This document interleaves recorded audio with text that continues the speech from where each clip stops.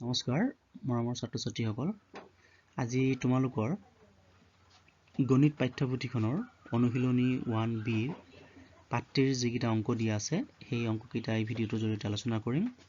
আৰু তোমালোকে যদি অনুশীলনী 1A টো চোৱা নাই তেনেহলে মই ডেসক্ৰিপচনত লিংক দি দিছো তাত গৈ তোমালোকে চাই লবা আৰু ভৱিষ্যতলৈ সকলো বিষয়ৰ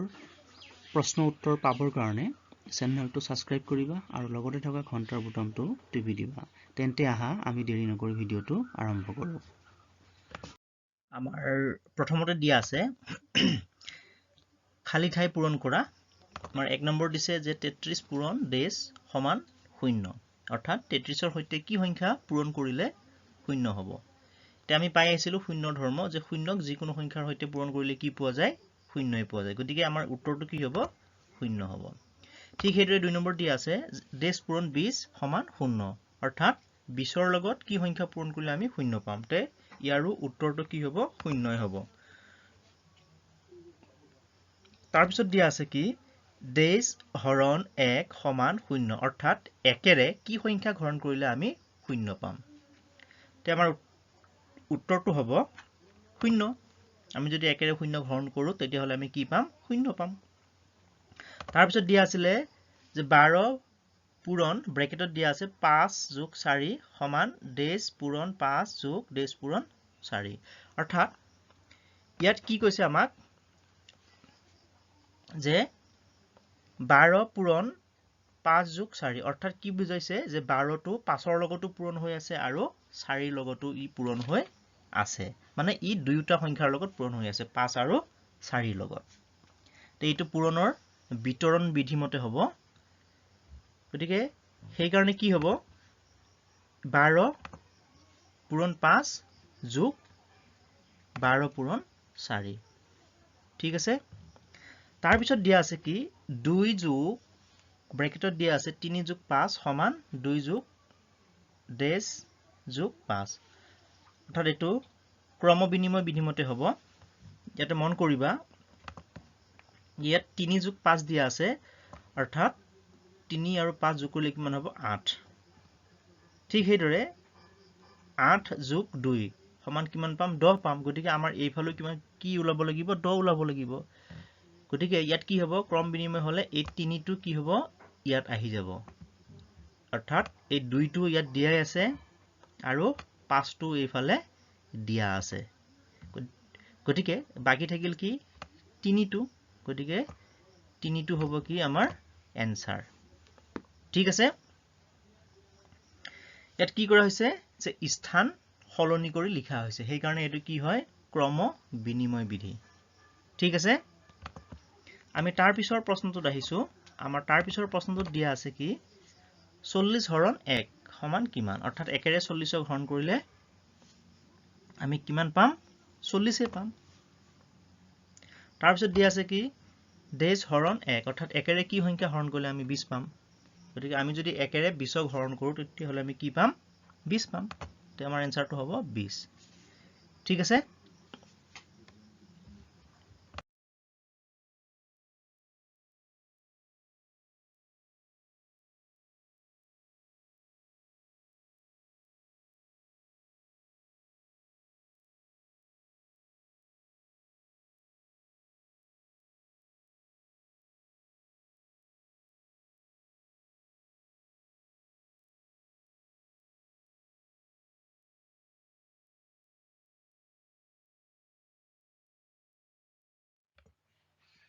মান নিৰ্ণয় কৰা বিধি প্ৰয়োগ কৰি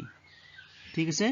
আমি যিকিটা বিধি পাই আহিছিলো সেই বিধি কিটা প্ৰয়োগ কৰি পেলাই আমাক কি কৰিব দিছে মান নিৰ্ণয় কৰিব দিছে আমাৰ প্ৰথমতে কি দি আছে 111 পূৰণ 7 গতিকে আমাক বিধি প্ৰয়োগ কৰি পেলাই কি কৰিব দিছে এটো আমাক পূৰণ কৰিব দিছে তে আমি বিধি প্ৰয়োগ কৰিব গলে কি কৰিব লাগিব প্ৰথমতে 111 টোক আমি ভাঙি লব লাগিব ঠিক আছে তে আমি যদি কৰো আমাৰ সমাধানটো হ'ব এইদৰে তে 111 পূৰণ 7 তে 111 কিমান হৈ আছে আমি যদি ইয়াক ভাঙি লওঁ তে কি হ'ব 100 + 11 ঠিক আছে আমি ব্ৰেকেটৰ ভিতৰত লিখিলো 100 + 11 পূৰণ 7 ঠিক আছে এতিয়া ই কি বুজাইছে 1 ৰ লগত 7 পূৰণ হৈছে আকৌ 11 লগত 7 পূৰণ হৈছে ঠিক আছে তে 100 পূৰণ 7 এই যোগ চিনডাল যোগ আৰু 11 পূৰণ 7 এতিয়া আমি কিমান পাম 100 পূৰণ 7 পূৰণ কৰিলে আমি কিমান পাম 700 পাম আৰু 11 পূৰণ 7 পূৰণ কৰিলে আমি কিমান পাম 77 পাম গতিকে আমি দুইটা যোগ কৰি দিলে 700 যোগ 77 সমান কিমান হ'ব 777 তে আমাৰ উত্তৰটো হ'ব 777 ঠিক আছে তে বিধি প্ৰয়োগ কৰি এইদৰে পূৰণ কৰা হয় আমি তাৰ পিছৰ প্ৰশ্নটোত আহিছো আমাৰ পিছৰ প্ৰশ্নটোত দিয়া আছে যে 5 যোগ 5 যোগ 5 যোগ 5 যোগ 5 অৰ্থাৎ আমি এটো কি কৰিব লাগে বিধি প্ৰয়োগ কৰি যোগ কৰিব লাগে তো ঠিক আছে আমি যদি বিধি প্ৰয়োগ কৰোতে কি হ'ব আমাৰ সমাধানটো হ'ব এইদৰে আমি 5 পূৰণ 5 আমি যদি পূৰণ কৰি দিও মানে কি 5টা 5ক আমি পূৰণ কৰিলে কি পাম আমি 25 পাম ঠিক সেইদৰে আমি ইয়াক এনেকৈ কৰিব পাৰো যদি আমি 5ক যদি আমি ভাঙি দিও তে কি পাম আমি 4 যোগ 10 মানে 1 পাম ঠিক আছে 5 পূৰণ আৰু এই 5ক যদি আমি ভাঙি দিও কি পাম 4 যোগ 1 ঠিক আছে তাৰমানে ই কি বুজাইছে এতিয়া তাৰমানে 5 পূৰণ 4 আকৌ 5 পূৰণ 1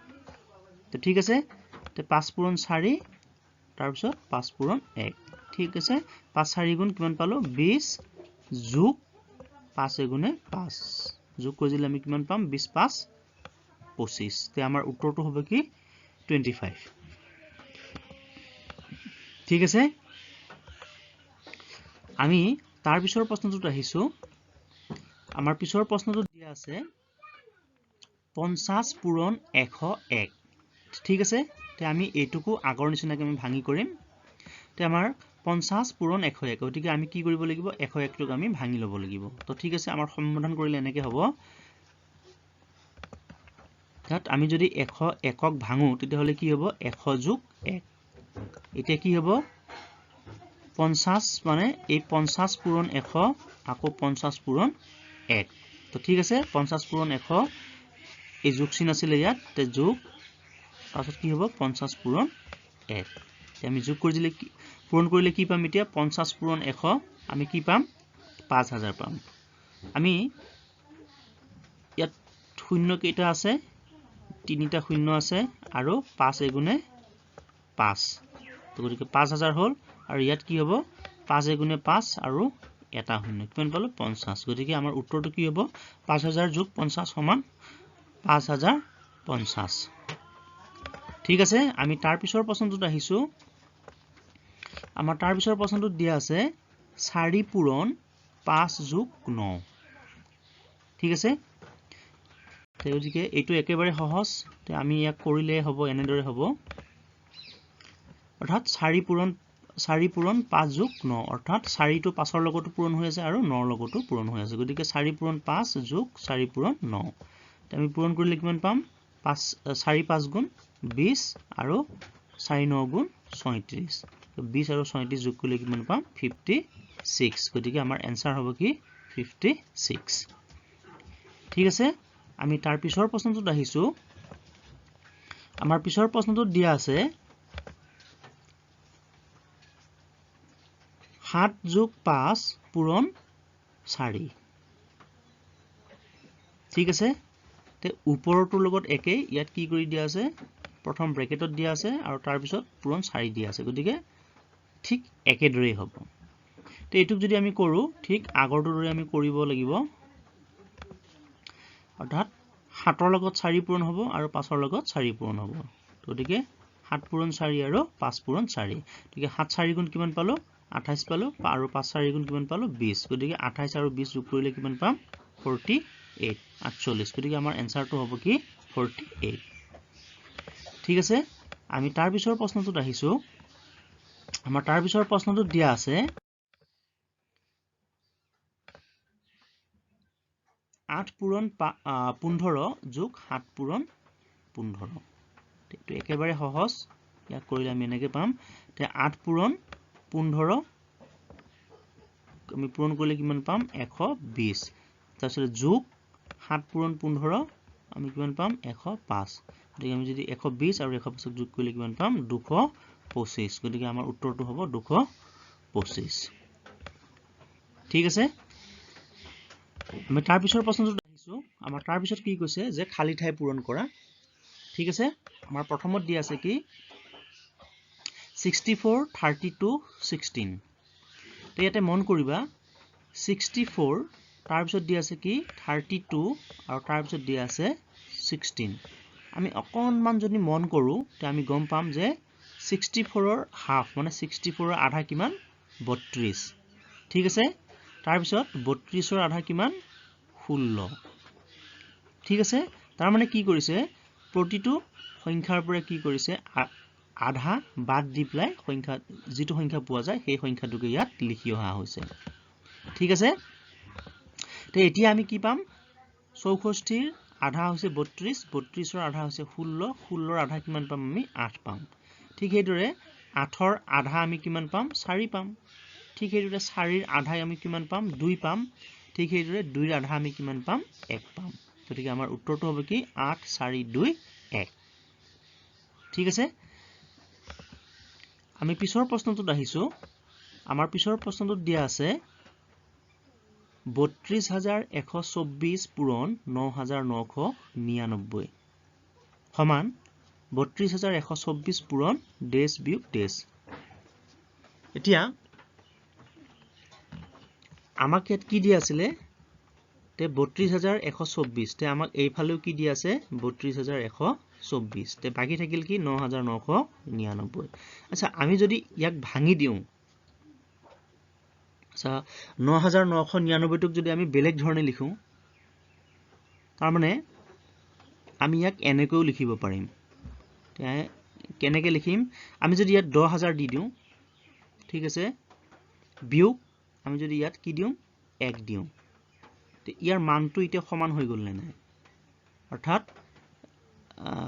32124 পূৰণ 9999 ঠিক সেইদৰে ইয়াতো দিয়া আছে 32124 পূৰণ 10000 বিয়োগ 1 অৰ্থাৎ এই 10000 বিয়োগ 1 এটুক আমি অৰ্থাৎ 10000 পৰা যদি আমি 1 বিয়োগ কৰো আমি পাম কিমান 99 পাম গতিকে এতিয়া যদি আমি পূৰণ কৰো আমি দুই ফালে ইয়াৰ মানটো সমান পাম অৰ্থাৎ 32124 পূৰণ 9999 পূৰণ কৰিলে আমি যিমান পাম আৰু এই 32124 পূৰণ 10000 বিয়োগ 1 আমি পূৰণ কৰিলো কি পাম একেই পাম উত্তৰটো আমি সেম পাম গতিকে ইয়াত কি হ'ব 10000 বিয়োগ 1 হ'ব ঠিক আছে আমি তাৰ পিছৰ প্ৰশ্নটোত আহিছো আমাৰ তাৰ পিছৰ প্ৰশ্নটোত দিছে ডেছ 5 ডেছ 15 20 25 ডেছ এটা মন কৰিবা আমি যদি ইয়াত চাও 15 20 25 ঠিক আছে ইয়াত কি কৰা হৈছে ইহঁতৰ মাজৰ ডিফাৰেন্সটো কিমান হয় 5 হয়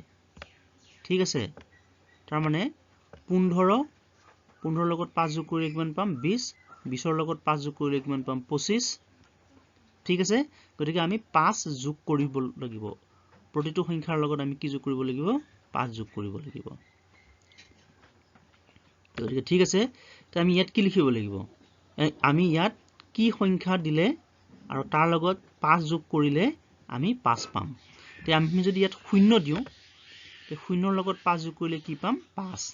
ঠিক এইদৰে 5 ৰ লগত 5 যোগ কৰিলে আমি কি পাম 10 পাম ঠিক আছে তে ইফালে আমাৰ শেষৰ ফালে কি আছিল 25 তে 25 ৰ লগত আমি যদি 5 যোগ কৰো কি পাম 30 পাম গতিকে আমাৰ উত্তৰটো হ'ব 0 10 আৰু 30 ঠিক আছে